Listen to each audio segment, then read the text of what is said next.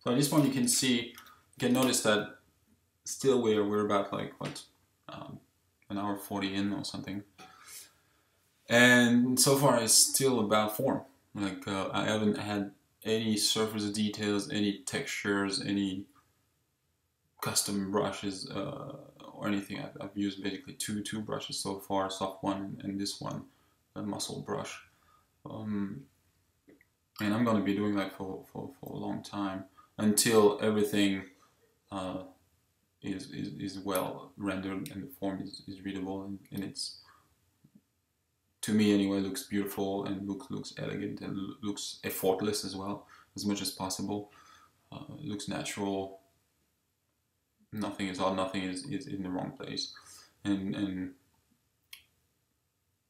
you should do that as long as possible. Like, don't jump too quick into adding like highlights and textures and stuff like that, because if your form is not well established, adding texture and stuff like that is going to be useless. It's not going to help. It's not going to help. It's going to confuse you actually, and it's even harder to render something if you're wrong or something. If you want to modify it later, it's even harder because the adding textures and stuff like that and local variations on form makes it way harder to later on change it.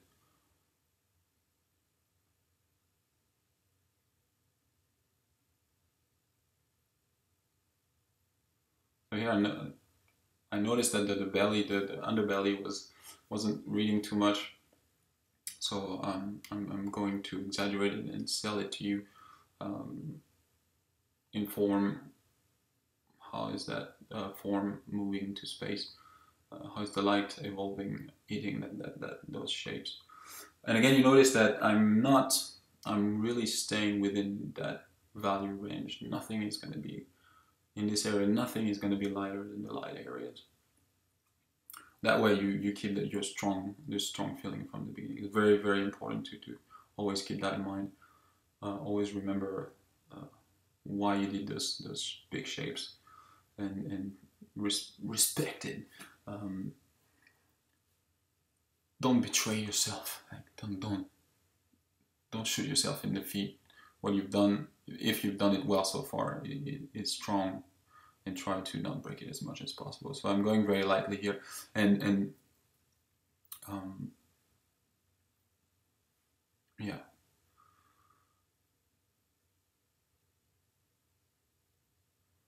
Here I'm slightly lining up the edges. The reason for that is, like, as those cylinders are turning away from you, they're starting receiving light from behind. Therefore, they should be slightly lighter. Not too light. This is, again, like, you have to test it out and feel it.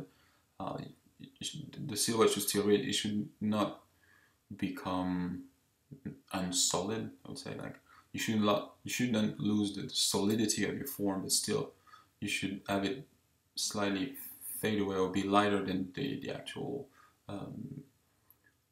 part of that cylinder that is facing you, that again is going to be the closest to you, so it's going to be the darkest, and the one that is receding from you, turning away around that cylinder shape, is going to be slightly lighter, receiving light from other directions that are not facing you. So I'm continuing on defining that shadow area and trying to bring out the muscles that you can see in the reference, those pectoral muscles and how they link to the arm, and trying to create interesting hard edge, soft edge rhythm. And for that, I think I was looking a lot at Ranjit's paintings, because he does that very well, and very subtly as well.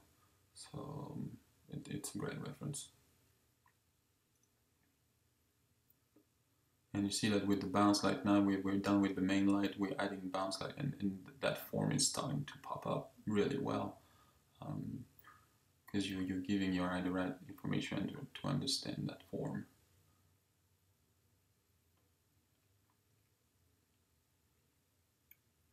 And you see, it didn't take much brush strokes, but 20 or so, maybe less, I didn't count, but feels like it's kind of like you're not. The important things, I think, to keep in mind is with, like, it's not carpet bombing. You know, you're not carpet bombing your painting. It's more like surgical strikes. It's more like predator drones. You know, like you're really trying to read the right spot with the least ammunition as possible. Surgical strikes, and again that comes back to actually, and I'm going to come back now to my silly theory of the Go game that I was talking about at the beginning, because Go is the same. Compared to chess, chess is a game of attrition, and like you exterminate and you sacrifice your pieces to exterminate your opponent to the last piece, to the last thing.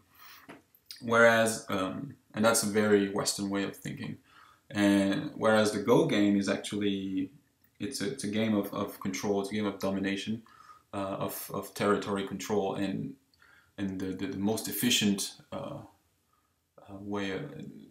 the most efficient way of controlling the maximum territory is at play here, and people who win are the ones who are able to do surgical strikes like that.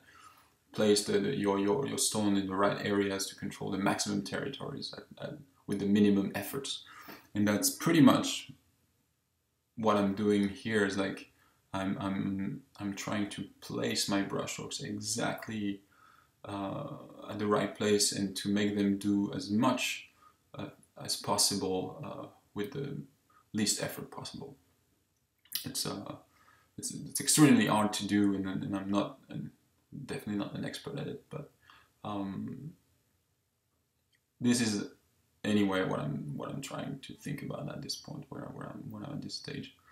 And it's like, you know, you do a brushstroke controls, you do a brushstroke controls, you do a brushstroke until you reach that perfect, not perfect, but at least most efficient brushstrokes, the one that defines the shape, defines the form well, add the most interesting colors, has the best edges and stuff like that.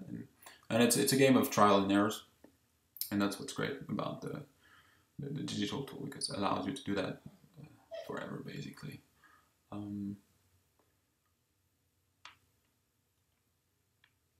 But yeah, Go game, man. Go is awesome. It's kind of weird to think that painting and Go are related, but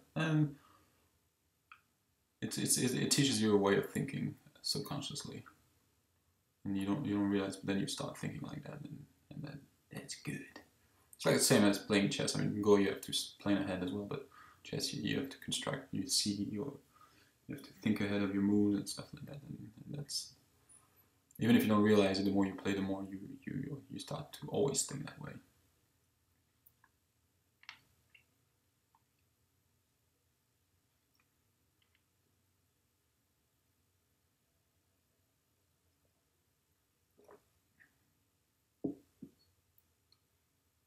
Here I was testing a stronger kind of bounce light on the left side, coming from that very bright ground light, and again, might have been how it would have been in real life. I would take a photo of that situation, but then the problem is it ends up breaking too much my silhouette. It ends up weakening the contrast effect.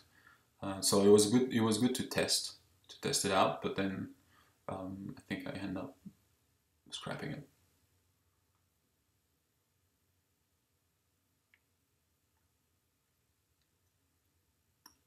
So for example, here I get way too light, and then it just breaks the form. It breaks the feeling of that cylinder. So nope.